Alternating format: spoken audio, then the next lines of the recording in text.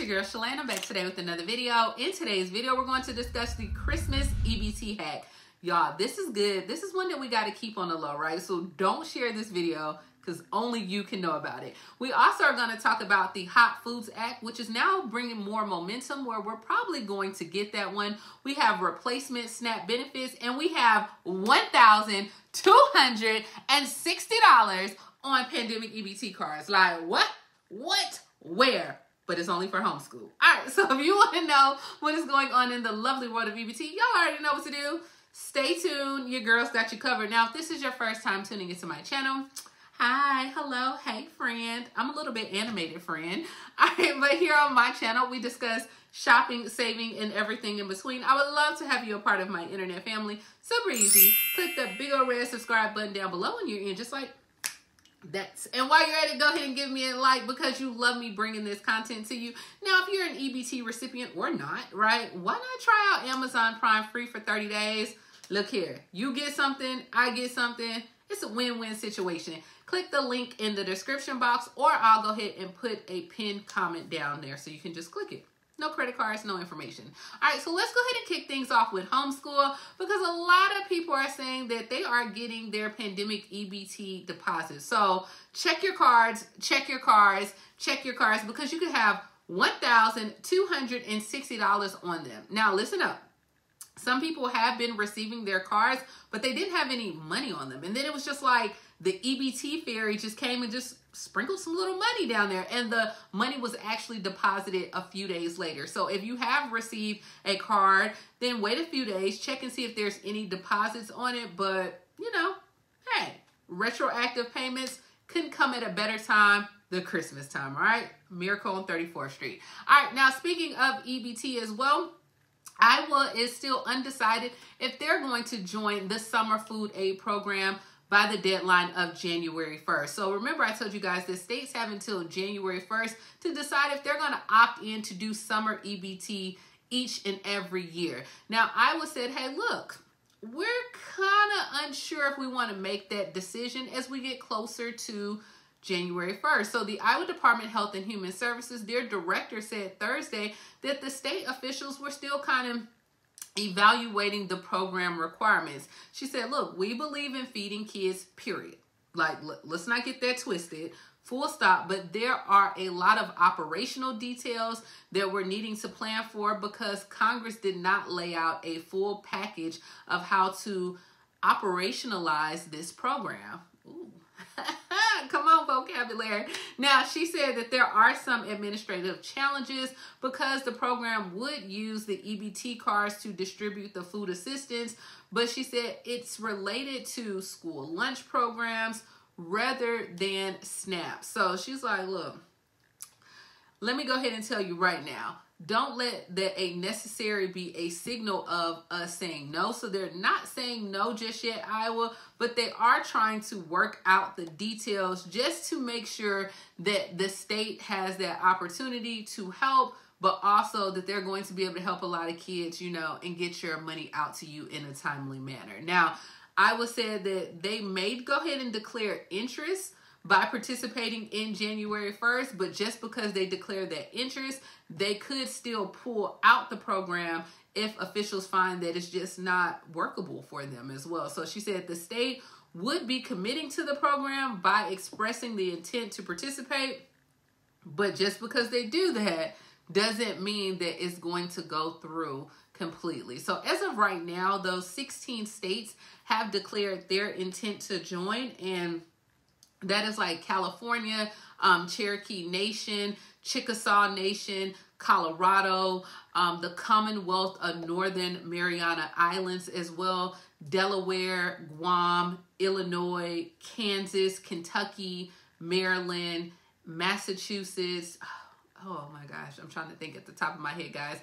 We had Minnesota, Montana, New Jersey, Ohio, Utah, Virginia, West Virginia, and I think that was it. It wasn't Alabama. Okay, it was not Alabama. But let's go ahead and discuss this EBT Christmas hack. All right, now listen. I don't know if this one works or not, okay? But the streets are talking, and I don't make the news, I just report the news, okay? And if you are saved, sanctified, and filled with the Holy Ghost, go ahead and exit the video right now, okay? And come back and watch the other end. But the streets are saying that you can now buy toys with your EBT card only from Aldi's through DoorDash. Now, these are not people that get temporary cash assistance at all. These are people that strictly have SNAP EBT benefits. Now, the way that it works is you upload your EBT card on the DoorDash app. You go to Aldi's, and then once you select Aldi's, you look at you select SNAP. And then when you select SNAP, it shows you all the things that you can purchase with your SNAP card. People have been able to go ahead at this point and purchase Mattel Barbie toys, as well as they had like the Galaxy and Pikachu and all these things. And when it goes to pay out, it asks you, do you want to use your SNAP benefits to make the payment? And at that time, you select yes. People that have been doing this are people that don't even receive any cash assistance on their card. I don't know if it's a glitch on Aldi's end. I don't know if it works for everyone. Now, I went, because you know I always like to try things out first for you guys. I did not have an EBT card to upload at all for the DoorDash app. And so when I went to Aldi's, it didn't show these things that people were showing online. However, they said the moment that you upload your card onto the DoorDash app, and then you go to Aldi's, and then you can select SNAP eligible items, it had a whole list of items where people were able to get candles, and they were able to get toys and get these things. Now, a lot of people were saying like, look, don't go overboard with this at all, because, you know, like, you're not supposed to be buying these things, but people were buying them. Now, hey, you know how I am. I'm going to go ahead and put it out what the streets are saying, but I'm going to also keep it 100. Now, if you are looking to use your SNAP benefits to buy items for Christmas, of course you can buy like different Starbucks gift sets. I do have where people went to the Dollar Tree and they were able to buy items from the Dollar Tree, as well as they went to Walmart and Target. And there's so many places that you can buy items that are SNAP or EBT eligible that can still get you through the Christmas holiday. Now, this year, it seems like they included a lot more things where people were able to get like different makeup palettes that had like Fruity Pebbles on them or Cheetos. And I guess because it was food inspired, that is what allowed them to go ahead and be able to get those things. Look, I don't make the news. I just report it. And the last thing I want is for you guys to try this and then you end up getting kicked off your SNAP benefits or anything else like that. I'm just putting on here what people have done and what is going on. Let me know down in the comments, have you been able to purchase some toys using your EBT cards? Did you even know that you can get some gift sets either from Amazon, which that's why you need to sign up for Amazon for free. You can get some gift sets from Amazon. You can get them from Target, Publix, all the places that have food inspired gift sets. You can get them now. The candles and toys, I don't know what's going on with Aldi's. This is what they're saying, but you are able to purchase those items through Aldi. So let me know down below. Like I said, don't share this video because I'm not telling you to do it. I didn't tell you to do it. I'm just saying what is out there. All right, let's move on.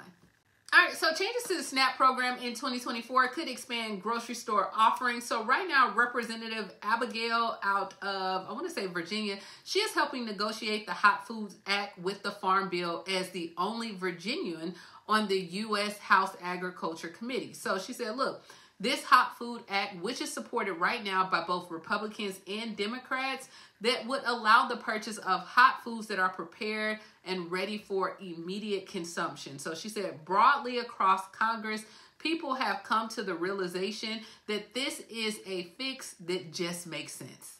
I mean, I don't know what took so long, but hey, you know what? If we're on the right track, let's just go ahead and stay there, right?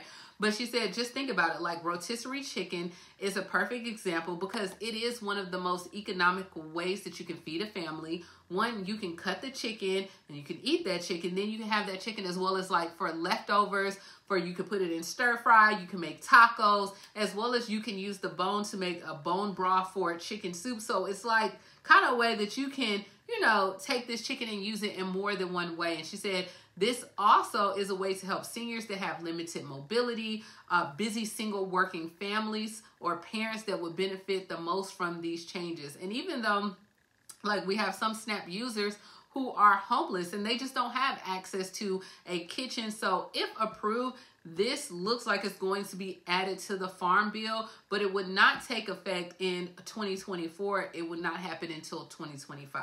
But I guess we're on the right track, right?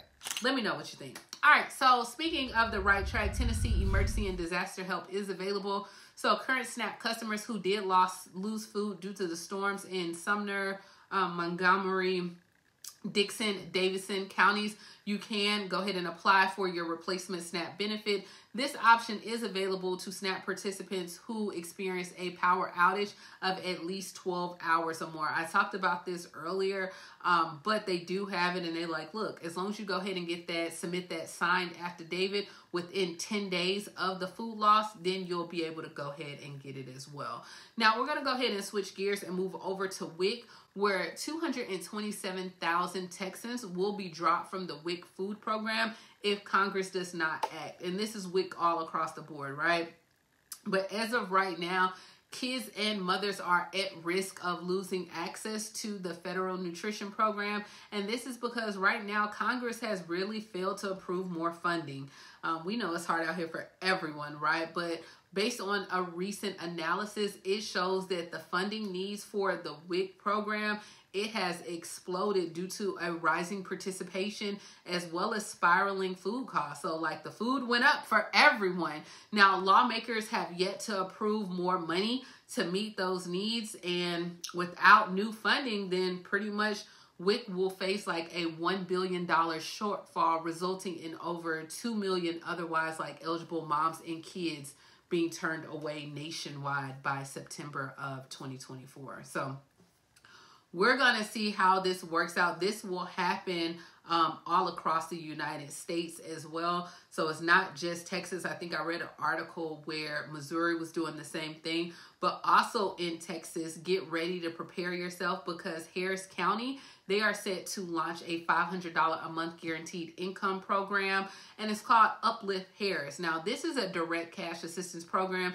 that will give households $500 a month for 18 months, and this is going to be approximately like 1,900. I think it's like 1,928 residents. So according to the county's website, the program helps to, or aims to help like families meet financial needs like rent, groceries, transportation, housing, utility costs, healthcare as well. They do have where the portal is going to go live on January 8th and it's going to close on January 26th at 11:59 p.m. But up until January, they do have right now where they have an online interest form where the application does ask residents questions about yourself, about your life experience as well. So if you think that this may be something that you want to do, I would go ahead and fill out that interest form. But if you do apply on January 8th, you will be notified like mid-February if you are selected as well. So it's kind of like a quick turnaround and then you'll be able to get your money. But it's only for